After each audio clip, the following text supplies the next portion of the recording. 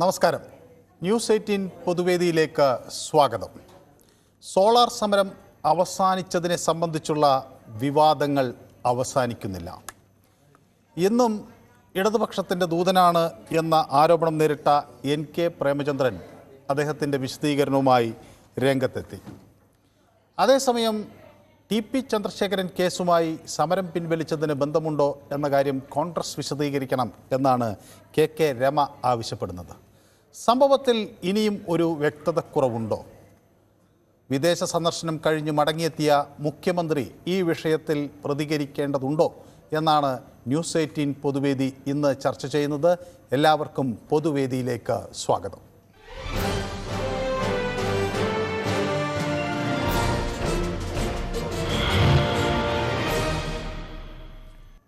ആദ്യ കോളർ ചാത്തന്നൂരിൽ നിന്ന് ശ്രീ രാധാകൃഷ്ണനാണ്. ശ്രീ രാധാകൃഷ്ണൻ, താങ്കൾ എന്ത് കരുതുന്നു? മുഖ്യമന്ത്രി പിണറായി വിജയൻ മടങ്ങിയെത്തിയിട്ടുണ്ട്. അദ്ദേഹം ഈ വിഷയത്തിൽ പ്രതികരിക്കും എന്ന് കരുതേണ്ടതുണ്ടോ? ഇന്നലെയും ഇന്നുമായി മാധ്യമങ്ങളിൽ വളരെ കാതലായിട്ടുള്ള ഒരു ചർച്ചയാണ് നടത്തിക്കൊണ്ടിരിക്കുന്നത്. അതോടൊപ്പം തന്നെ പൊതുജനങ്ങൾക്കുമൊക്കെ 2 ദിവസമായിട്ട് ഈ വിഷയമായിട്ട് ബന്ധപ്പെട്ട് ചർച്ചകളൊക്കെ നടക്കുന്നുണ്ട്. അതിന്റെ അടിസ്ഥാനത്തിൽ മുഖ്യമന്ത്രി വിദേശയാത്രയൊക്കെ കഴിഞ്ഞ് അദ്ദേഹം വന്നിട്ടുണ്ട്.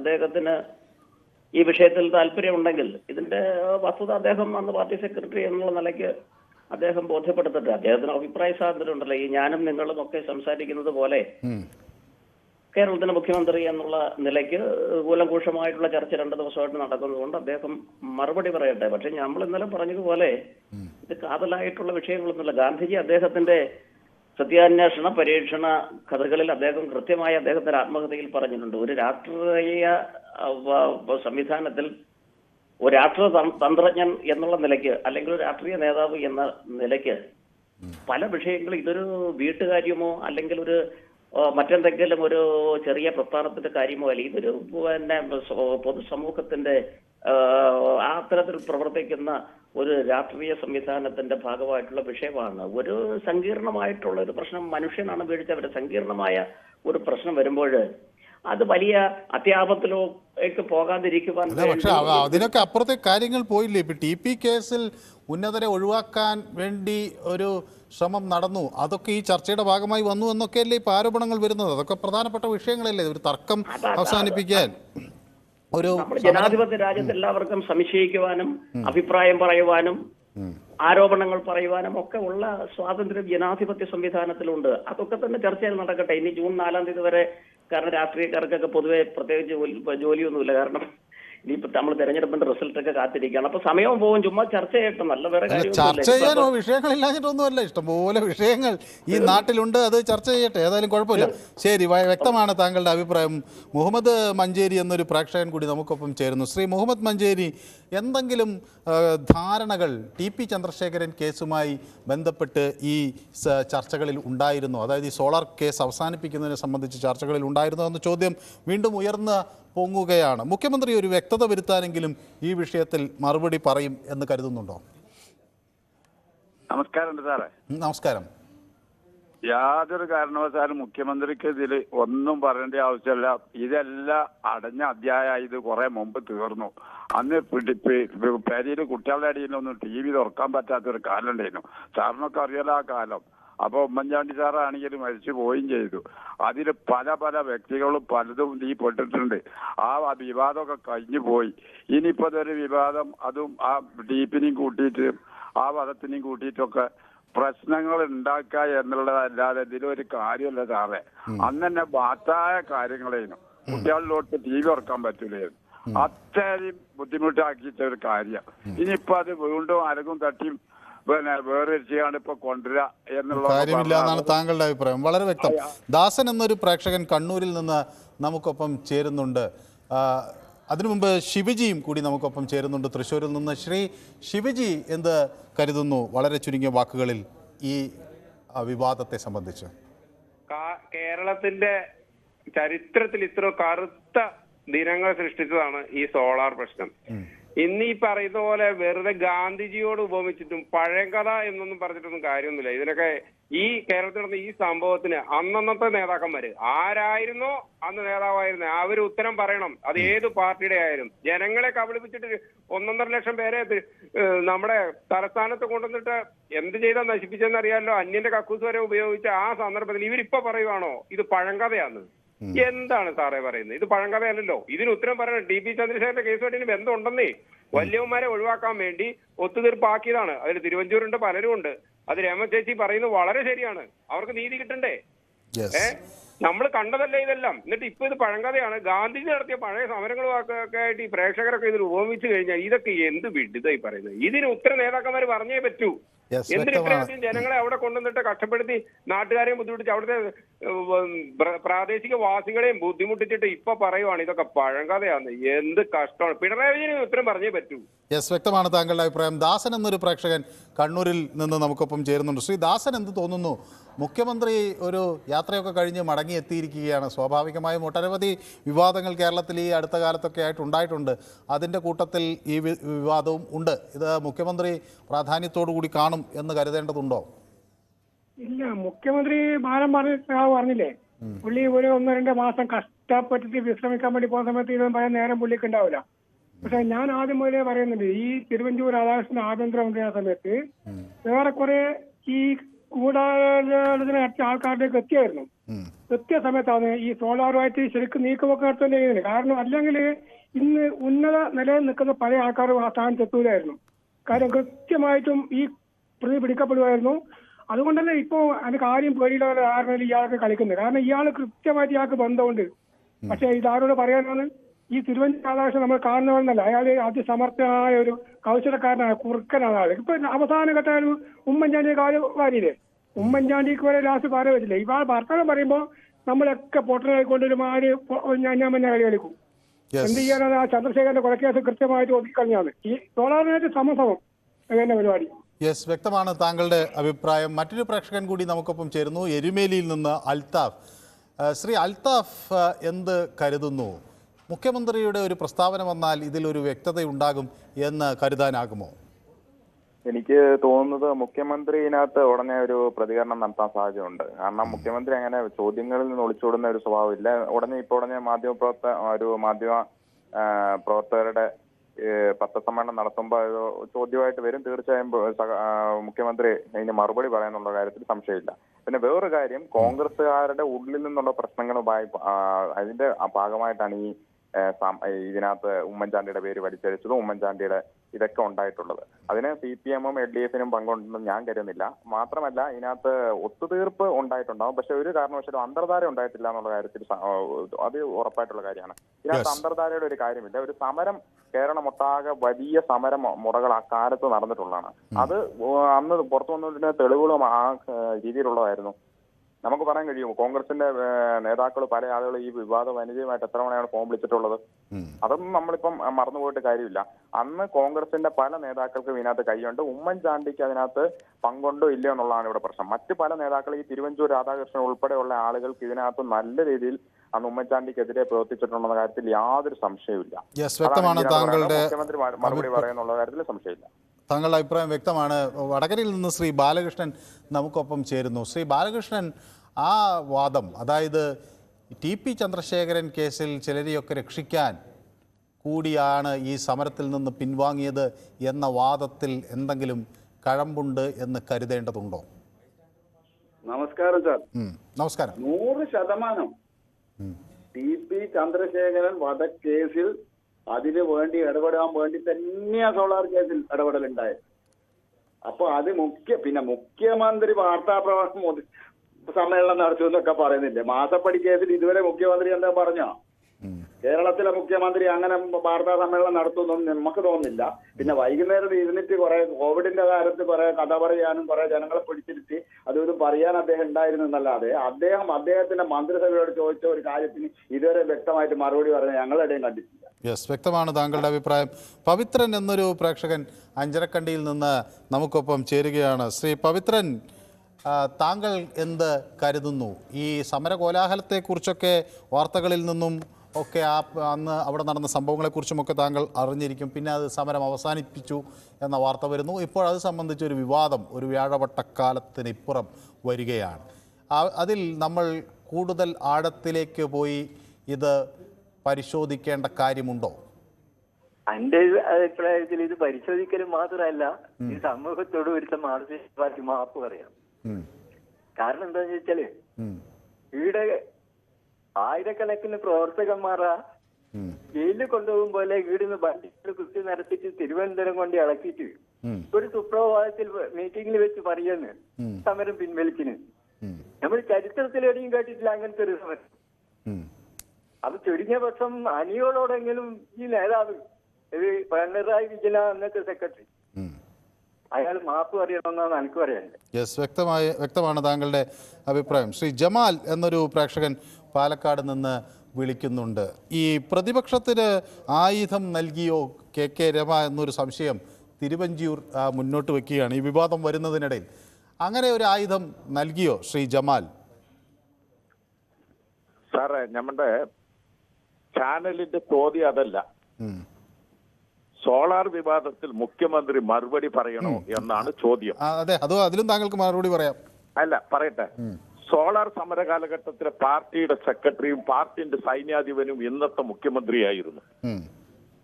കേരളം അഭിമുഖീകരിക്കുന്ന ഏതെങ്കിലും ഒരു വിഷയത്തിൽ ദൃശ്യ അച്ചടി മാധ്യമങ്ങളുടെ കേരള സമൂഹത്തിന്റെ ഈ ചോദ്യത്തിന് ഇന്ന് വരെ പിണറായി വിജയൻ 8 കൊല്ലമായിട്ട് മറുപടി പറഞ്ഞിട്ടുണ്ടോ?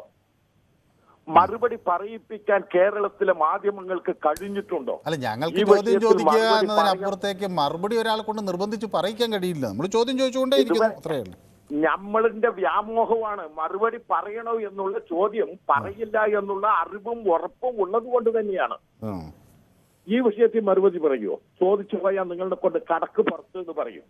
അതും കേട്ടിട്ട് ഓച്ചാനിച്ച് നിന്ന് നമ്മൾ മാധ്യമങ്ങളായാലും ശരി കേരള സമൂഹമായാലും ശരി പുറത്തു വരും.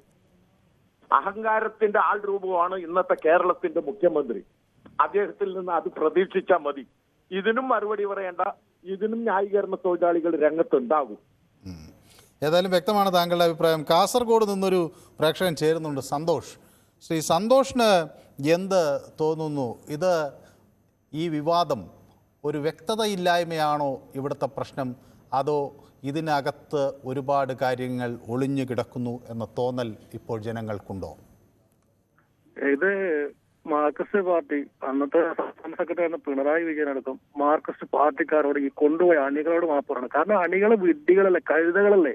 കഴുതകളായി ഇപ്പൊ എന്നിട്ടും പിണറായിയെ സപ്പോർട്ട് ചെയ്ത് നിൽക്കുക എന്നുള്ള ഇവരെ ഇവരെ അവിടെ ഒത്തുതീർപ്പാക്കുക.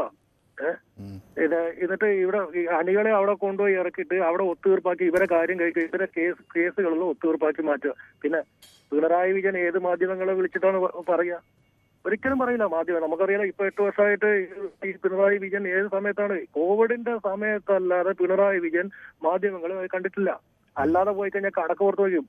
നിങ്ങളിപ്പം പോയി പിന്നെ പ്രത്യേകിച്ച് മാധ്യമങ്ങൾ ഒരിക്കലും പിണറായി വിജയനോട് ഒരു ചോദ്യം രണ്ടാം ആവർത്തിച്ച് ചോദിക്കാറില്ല. ബാക്കിയുള്ള പ്രതിപക്ഷ നേതാവിനായാലും ഏത് പാർട്ടിക്കാരായാലും നിങ്ങൾ ചോദിക്കും. പക്ഷെ പിണറായി വിജയനോട് നിങ്ങൾക്ക് ചോദ്യങ്ങളൊക്കെ ചോദിക്കാറുണ്ടെന്നേ. നമ്മള് വാർത്താ സമ്മേളനത്തിൽ പിന്നെ അദ്ദേഹം ഒരു സമയം അനുവദിക്കും, ആ സമയത്തിനകത്ത് തീർത്തില്ലെങ്കിൽ അദ്ദേഹം പോകും. അത്രയും സമയം ഞാൻ ചോദിക്കട്ടെ സാറേ, ജനപ്രതിനിധി നമ്മളെ അയച്ചു വിട്ട നമ്മളെ പണിക്കാരവര് അല്ലേ, നമ്മളെ പണിക്കാരോ, നമ്മളെ നികുതിപ്പണം കൊണ്ട് ജീവിക്കുന്നവർ, നമുക്ക് ഒരു ചോദ്യം ചോദിച്ചിട്ട് അതിന് ഉത്തരം പറയാൻ കഴിയാത്ത ഒരു മുഖ്യമന്ത്രി അഹങ്കാരമല്ലത്, ധാർഷ്ട്യമല്ലേ? ജനങ്ങളോട് പറയണ്ടേ, അതിനുള്ള ഉത്തരം പറയണ്ടേ? കോവിഡ് സമയത്ത് ചേന നടാനും ചേമ്പ് നടാനും കപ്പ പറഞ്ഞല്ലാതെ വേറെന്താ ഇത് പറഞ്ഞിട്ടുള്ളത്?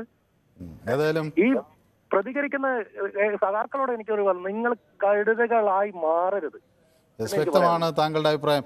കണ്ണൂരിൽ നിന്നൊരു പ്രേക്ഷകൻ വിളിക്കുകയാണ്, ശ്രീ ധനേഷ്. ധനേഷിന് എന്ത് തോന്നുന്നു? ഇത് ആർക്കെങ്കിലും, ഇതിപ്പോൾ കഴിഞ്ഞ ദിവസം പുറത്തു വന്ന ഒരു ആരോപണം, ഇത് VS വേണ്ടി നടത്തിയൊരു സമരമായിരുന്നു, അങ്ങനെ അതിനുശേഷം പുറകോട്ട് പോയി CPM എന്നൊക്കെ. ശ്രീ ധനേഷിന് എന്ത് തോന്നുന്നു? ഈ വിഷയത്തിൽ മൊത്തത്തിലൊരു വ്യക്തത വരാൻ മുഖ്യമന്ത്രിക്ക് ആ നിലപാടുകൾ വ്യക്തമാക്കാൻ അല്ലെങ്കിൽ വ്യക്തമാക്കേണ്ടതുണ്ടോ? സാറേ, ഹലോ സാറേ, പറയുന്നു, കേൾക്കുന്നു. ഇതിൽ നിന്ന് വേറൊന്നല്ല, ഈ രണ്ട് കോൺഗ്രസ് പാർട്ടിയും CPM പാർട്ടിയും ഒരേ നാണയത്തിന്റെ രണ്ട് വശങ്ങളാണ്. നമ്മൾ മനസ്സിലാക്കേണ്ട കാര്യം മൊത്തത്തിൽ നോക്കിയാൽ അത് മാത്രമേ ഉള്ളൂ. ഒരു നാണയത്തിന്റെ രണ്ട് വശങ്ങൾ ഇവർ രണ്ടു കൂട്ടരും. കാരണം എന്ന് പറഞ്ഞാൽ TP ചന്ദ്രശേഖരൻ എന്ന ആ മനുഷ്യനെ 51 വെട്ടുവെട്ടി കൊന്ന് ഒരു സ്ത്രീയെ ഒരുമിച്ച് കൂട്ടിയിട്ടാണ് ഇപ്പോൾ കോൺഗ്രസുകാർ ഈ സമരം ഒത്തുതീർപ്പാക്കിയത് എന്നുള്ളത് ആലോചിക്കുമ്പോൾ തന്നെ രമ ആ മുന്നണിയിൽ നിന്ന് ഉടനടി പിരിഞ്ഞു പോകേണ്ടതാണ്. ഇത്രയധികം ക്രൂരത കാണിച്ച കോൺഗ്രസുകാർ. പിന്നെ സോളാർ സമരം എന്ന് പറഞ്ഞാൽ ഇവിടെയുള്ള ജനങ്ങൾ, കേരളത്തിലെ ജനങ്ങളെ മൊത്തത്തിൽ ശല്യം ചെയ്ത, മൊത്തത്തിൽ അലങ്കോലപ്പെടുത്തിയ ഒരു സമരമാണ്. പിണറായി വിജയൻ മറുപടി പറയാൻ, പിണറായി വിജയൻ ഇപ്പൊ കുടുംബസമേതം ഈ ഉല്ലാസയാത്രയ്ക്ക് കഴിഞ്ഞു വന്നിട്ട് അതിന്റെ ക്ഷീണം തീർക്കാൻ വേണ്ടി ഇപ്പൊ ഈ വിവാദ വിഷയത്തിൽ ചിലപ്പം വന്നിട്ട് എന്തെങ്കിലും മാധ്യമങ്ങളോട് എന്തെങ്കിലും തട്ടിക്കയറും, അല്ലെങ്കിൽ നിങ്ങൾ എന്തെങ്കിലും ചോദിക്കുമ്പോൾ എന്തെങ്കിലും ചളവള പോലത്തെ എന്തെങ്കിലും കാര്യങ്ങളും പറയുമായിരിക്കും. അതിനൊന്നും ഇവിടുത്തെ ജനങ്ങൾക്കൊരു വിഷയമല്ല. പിന്നെ ഇങ്ങനെയുള്ള വിവാദങ്ങളും വിഷയങ്ങളും ഇപ്പോൾ പുറത്തു വരുന്നത് എന്താന്ന് വെച്ചാൽ കേരളത്തിലെ ഭരണം ദുഷിച്ച് നാറിയ അവസ്ഥയിലാണുള്ളത്. ഗുണ്ടാവിളയാട്ട് ഒരു വശത്ത്, മയക്കുമരുന്ന് കേസ് വേറെ വശത്ത്, പോലീസിന്റെ വീഴ്ച വേറൊരു വശത്ത്, ചികിത്സാ പിഴവ് വേറെ വശത്ത്, മൊത്തത്തിൽ ഭരണം എന്നൊരു കാര്യം കേരളത്തിൽ ഇല്ലാതായി മാറിക്കൊണ്ടിരിക്കുകയാണ്. ആ അവസ്ഥയിൽ ഇതേപോലെയുള്ള കുറെ വിഷയങ്ങൾ ഇനിയും പുറത്തു വരും. കാരണം ജനങ്ങളുടെ ശ്രദ്ധ തിരിക്കാൻ വേണ്ടി മാത്രമാണ് ഇതൊക്കെ ഇവിടെ ഇത് 2 ദിവസം നിങ്ങൾ ചർച്ച ചെയ്ത് തീർക്കും. 2-3 ദിവസം മമ്മൂട്ടിയുടെ വിഷയമായിരുന്നു. ഇതൊക്കെ ചർച്ച ജനങ്ങളുടെ ശ്രദ്ധ തിരിക്കാനുള്ള വഴി മാത്രമേ ഉള്ളൂ. ഇതിൽ നിന്ന് ഒരു ഇതുമില്ല. നിങ്ങൾ 2 ദിവസം ചർച്ച ചെയ്ത് തീർക്കും. കേരളത്തിലെ ജനങ്ങൾ ശരിക്കും പറഞ്ഞാൽ പമ്പരവിട്ടികളായി. 2 കൂട്ടരുടെ അണികൾ പമ്പരവിട്ടികളാണ്. ഒരു സംശയം വേണ്ട. വ്യക്തമാണ് താങ്കളുടെ അഭിപ്രായം. മറ്റൊരു പ്രേക്ഷകൻ കൂടി കാത്തു നിൽക്കുന്നുകൊണ്ടാണ്. ഷാജി കുട്ടനാട്ടിൽ നിന്നാണ് വിളിക്കുന്നത്. ശ്രീ ഷാജിക്ക് എന്ത് തോന്നുന്നു? ഈ സോളാർ സമരം ഒരു കഴിഞ്ഞ അധ്യായമാണോ, അതോ സോളാർ സമരത്തിൽ ഇനിയും വസ്തുതകൾ പുറത്തു വരേണ്ടതുണ്ടോ? അതിലൊരു വ്യക്തത വരുത്താൻ മുഖ്യമന്ത്രി തയ്യാറാകേണ്ടതുണ്ടോ? സോളാർ വിഷയത്തിലാണല്ലോ തുടർ ഭരണത്തിന് അവസരം ഉണ്ടായത്. ആ സ്ഥിതിക്ക് പിണറായി വിജയൻ അതിന്റെ സത്യസ്ഥിതി പൊതുസമൂഹത്തിനോട് പറയണമെന്ന് തന്നെയാണ് പൊതുവായ വിചാരം. അത് പറയുമെന്ന് തോന്നുന്നില്ല. കാരണം പുള്ളിയും ആരോപണ വിധേയനായി നിൽക്കുന്ന ഒരു സാഹചര്യത്തിൽ അതിന് പുള്ളി തുനിയുമെന്ന് എനിക്ക് തോന്നുന്നില്ല. എന്തു തന്നെയാണെങ്കിലും ജനങ്ങളത് മനസ്സിലാക്കാനായിട്ട് ഭരണാധികാരി എന്നും മുഖ്യമന്ത്രി എന്നുള്ള നിലയിൽ പുള്ളി മറുപടി പറഞ്ഞേ തീരും. വ്യക്തമാണ് ശ്രീ ഷാജിയുടെ പ്രതികരണം. ജയകുമാർ എന്നൊരു പ്രേക്ഷകൻ തിരുവനന്തപുരത്ത് നിന്ന് നമുക്കൊപ്പം ചേരുന്നുണ്ട്. ശ്രീ ജയകുമാറിന് എന്ത് തോന്നുന്നു? മുഖ്യമന്ത്രി സന്നദ്ധനാകുമോ ഈ വിഷയം ചർച്ച ചെയ്യാൻ? നമസ്കാരം സാറേ. നമസ്കാരം. ഈ സോളാർ കേസ് സരിതയും കൂട്ടരുമായിട്ട് ബന്ധപ്പെട്ട കേസാണ്. രമയ്ക്ക് അത് നന്നായിട്ട് അറിയാം. TP ചന്ദ്രശേഖരന്റെ ഒത്തുതീർപ്പിന് വേണ്ടി അല്ല എന്നുള്ളത് രമയ്ക്ക് നന്നായിട്ട് അറിയാം. കാരണം അവർ ഒരു ആവശ്യമാണ് ഇടതുപക്ഷം മുന്നോട്ട് വെച്ചത്. കുഞ്ഞനും തന്നെ ഒഴിവാക്കണം, ബാക്കി എല്ലാവരും ഇതിന് പങ്കെടുത്തവരായിരിക്കുകയാണ്. കുഞ്ഞനും നിരപരാധിയാണ്, ഒഴിവാക്കണമെന്ന് പറഞ്ഞു. അതുപോലും അന്ന് തിരുവനന്തപുരം ഉമ്മൻചാണ്ടി സർക്കാരും ചെയ്തു കൊടുത്തില്ല. അപ്പൊ ഇതൊരു അഡ്ജസ്റ്റ്മെന്റ് അല്ല എന്നുള്ളത് രമാമരത്തിന് വൃത്തിയായിട്ട് അറിയാം. പിന്നെ പറയാനുള്ളത്, ഇവര് അവിടുത്തെ അന്നത്തെ സമരം കേരളം ഒട്ടാകെയുള്ള ജനങ്ങളെ ബസ് സ്റ്റാൻഡിൽ റെയിൽവേ സ്റ്റേഷനിൽ വിളിച്ചു വരുത്തി ഇങ്ങോട്ട് ട്രിവാൻഡ്രത്തേക്ക് വരാൻ വേണ്ടി തയ്യാറെടുത്തപ്പോൾ ഇവിടെ ഒന്നും നടക്കില്ല എന്നുള്ള ഇത് മനസ്സിലായതുകൊണ്ടാണ് അച്യുതാനന്ദ സാറും പന്ന്യൻ രവീന്ദ്രനും ഇരുന്ന് അടുത്തു നിന്ന് തന്നെ അവരറിയാതെ പോയാണ് ഈ സമരം വിളിച്ച് അവർ മുന്നോട്ട് പോയത്. അതിവിടെ 4 ഗേറ്റും അടയ്ക്കാൻ സമ്മതിക്കില്ല എന്നുള്ളതും തിങ്കളാഴ്ച അന്ന് അവധി കൊടുത്തതുമാണ് ഈ പ്രശ്നം ഇവർ വലിയാൻ കാരണം. ഒരു കാരണവശാലും നടക്കില്ല എന്ന് പറഞ്ഞു. ജുഡീഷ്യൽ അന്വേഷണം നേരത്തെ നടത്താമെന്ന് പറഞ്ഞിരുന്നു. അത് വെച്ച് ഞങ്ങളെ എല്ലാവരും മുമ്പ് പറഞ്ഞ് രക്ഷപ്പെടുത്തണമെന്നുള്ള ഒരു ഒറ്റ ഇതിലാണ് പിണറായി വലിച്ചുകൊണ്ട് പോയത്. അല്ലാതെ ചന്ദ്രശേഖരൻ പതിവായിട്ട് ഇതിന് യാതൊരു ബന്ധവുമില്ല. അത് രമയ്ക്ക് വ്യാപാരത്തിന് വൃത്തിയായിട്ട് അറിയാം. താങ്കളുടെ അഭിപ്രായം. ഒരു പ്രേക്ഷകൻ ദുബൈയിൽ നിന്ന് വിളിക്കുന്നുണ്ട്, അബ്ദുറഹ്മാൻ. ശ്രീ അബ്ദുറഹ്മാന് എന്ത് തോന്നുന്നു? ഇനിയും ചുരുളഴിയാത്ത രഹസ്യങ്ങൾ ഇതിന് പുറകിൽ ഉണ്ടോ? ശ്രീ അബ്ദുറഹ്മാൻ. ഹലോ, നമസ്കാരം സാർ. നമസ്കാരം. ശരി. അല്ല, നമുക്ക് ഒരു 2 ED കിട്ടാനായിട്ട് ഒരു വഴിയുമില്ല.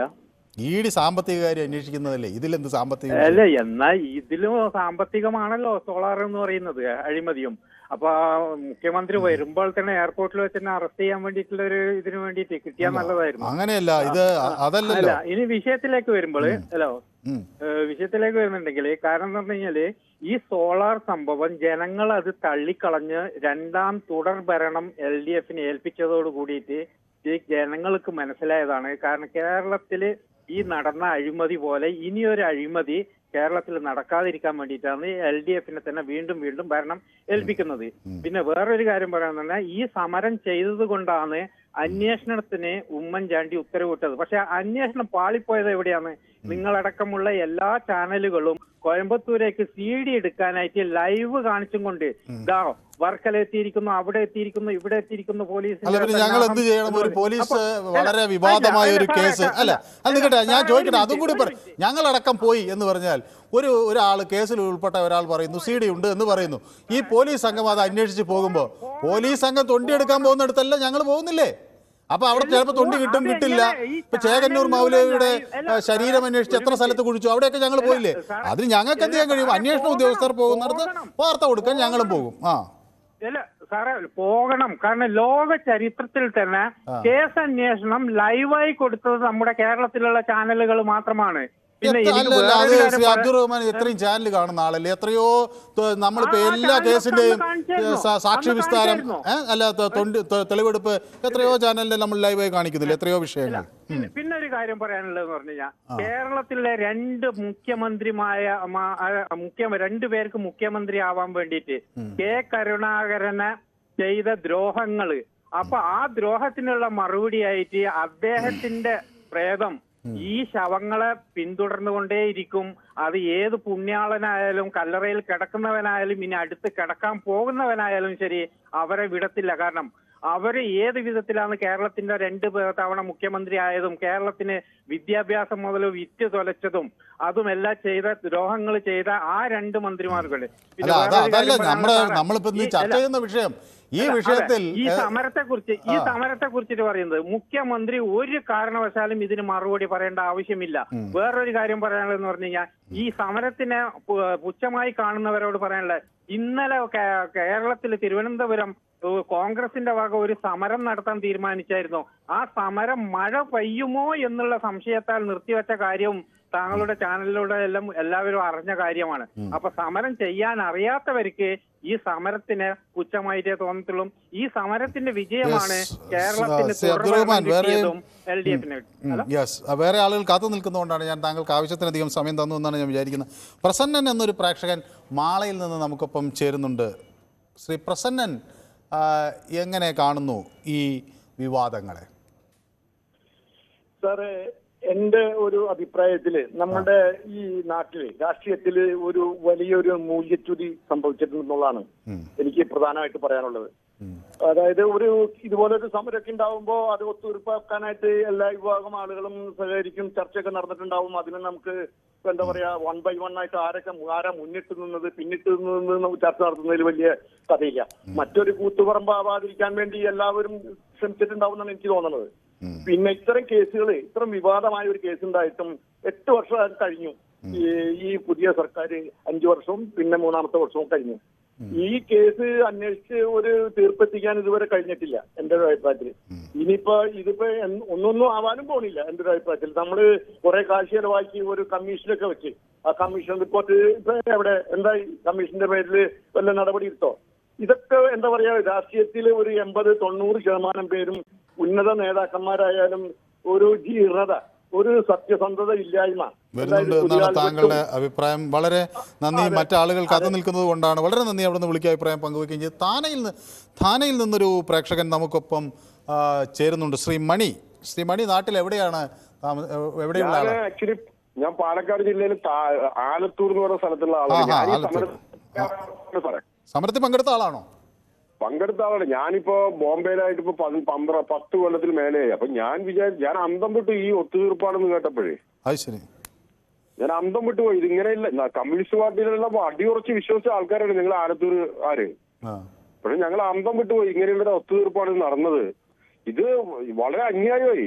ഞങ്ങൾക്ക് 20-ാം തീയതിയുടെ ഇലക്ഷൻ എന്റെ വോട്ട് ഇപ്പൊ ഇവിടെയാണ്, മഹാരാഷ്ട്രയിലാണ്. ഞാൻ ഇനി ഒരിക്കലും ഇവരുടെ ഒരു മുന്നണിയുള്ളതിന് വോട്ട് കൊടുക്കൂല. അപ്പൊ ശ്രീ മണിയൊക്കെ ഇവിടെ സെക്രട്ടേറിയറ്റിൽ വന്ന് ഇതിന് മുന്നിൽ ഉണ്ടായിരുന്നു അല്ലേ? അതെ, ഞാൻ സമരത്തിലുണ്ടായിരുന്നു. എന്നിട്ട് പിന്നെ പെട്ടെന്ന്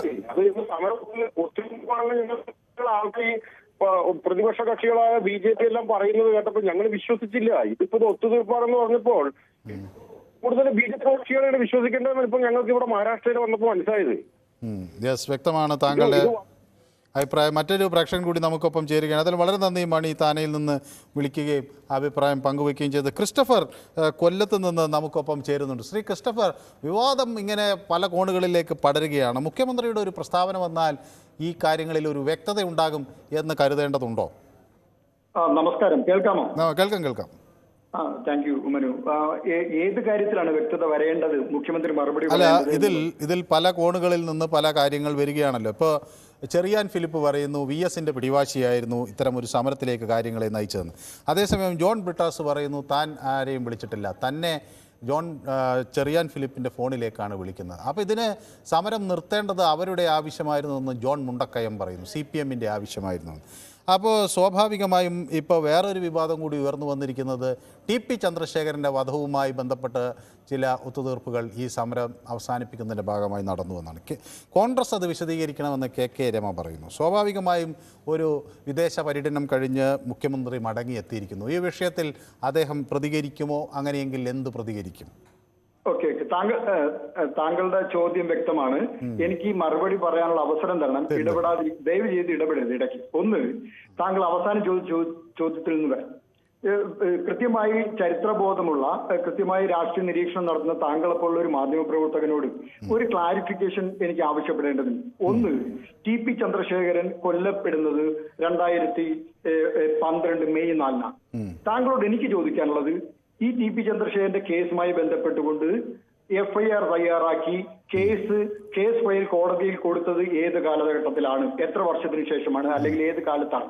2, സോളാർ സമരം നടന്നത് ഏത് കാലഘട്ടത്തിലാണ്? നോക്കൂ, നിങ്ങൾ ഈ ആടിനെ പട്ടിയാക്കുന്ന നിലയിലേക്ക് ഒരു ചർച്ച ആരെങ്കിലും വായിത്തോന്ന് വിളിച്ചു പറഞ്ഞു കഴിഞ്ഞാൽ അതിനെ വെച്ചുകൊണ്ട് ചർച്ചയ്ക്ക് ഇറങ്ങി പുറപ്പെടുമ്പോൾ വരുന്ന ഏറ്റവും വലിയ അപകടമാണിത്. കാരണം TP ചന്ദ്രശേഖരന്റെ കൊലപാതകവും അതിന്റെ കേസ് ഫയൽ കോടതിയിൽ കൊടുത്ത ഡേറ്റും ഈ സോളാർ സമരം നടക്കുന്ന വർഷവും തമ്മിൽ എത്ര വ്യത്യാസമുണ്ടെന്നറിയണം. അതിങ്ങനെ സമാഹരിച്ചുകൊണ്ട് ഈ നിലയിലേക്ക് ഒരു പാർട്ടി അല്ലെങ്കിൽ ഒരു സർക്കാരിനെ അവമതിപ്പിക്കുവാൻ വേണ്ടി നിങ്ങൾ പറഞ്ഞുകൊണ്ടിരിക്കുക. അല്ല, ഞാനതൊന്നും പറഞ്ഞില്ല. ഇത് KK രമ അങ്ങനെ ഒരാവശ്യം മുന്നോട്ട് വെക്കുകയാണ്. കോൺഗ്രസ് വിശദീകരിക്കണം. ആരെങ്കിലും എന്തെങ്കിലും ഒരു വിവരക്കേട് വിളിച്ചു പറഞ്ഞാൽ ആരെങ്കിലും അല്ല, അത് കേരളത്തിലെ ഉത്തരവാദിത്തപ്പെട്ട ഒരു MLA ആണ്. അവര് പറയുന്ന കാര്യത്തിൽ അല്ല, നമുക്ക് വളരെ പെട്ടെന്നൊന്ന് ചുരുക്കും. എനിക്ക് ഇതിൻ്റെ സമയം അവസാനിക്കാറായി. താങ്കൾ 57 വിളിച്ചത്.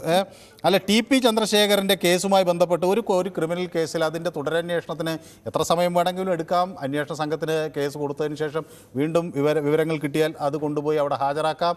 അങ്ങനെ അതിലൊക്കെ സംവിധാനമുണ്ട്. അപ്പോൾ അത് മേലോട്ട് പോകുന്നതിനെതിരെ അതിൻ്റെ ക്രൈം ഡേറ്റൊക്കെ വേണമെങ്കിൽ ഞാൻ എടുത്തു തരാം, എപ്പോഴാണ് ഇതിൻ്റെ അവസാനത്തെ ചർച്ചകൾ നടന്നതെന്നൊക്കെ. ഏതായാലും സമയം അതിക്രമിച്ചുകൊണ്ടാണ് ശ്രീ ക്രിസ്റ്റഫർ എനിക്ക് തുടരാൻ പറ്റാതിരുന്നത്.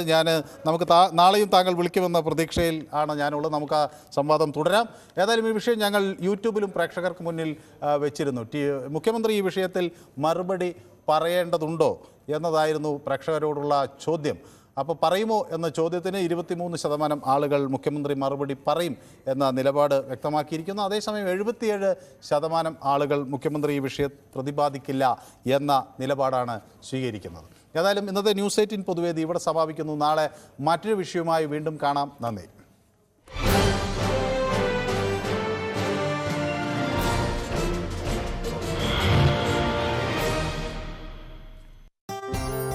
രാഹുൽ ഗാന്ധിക്ക്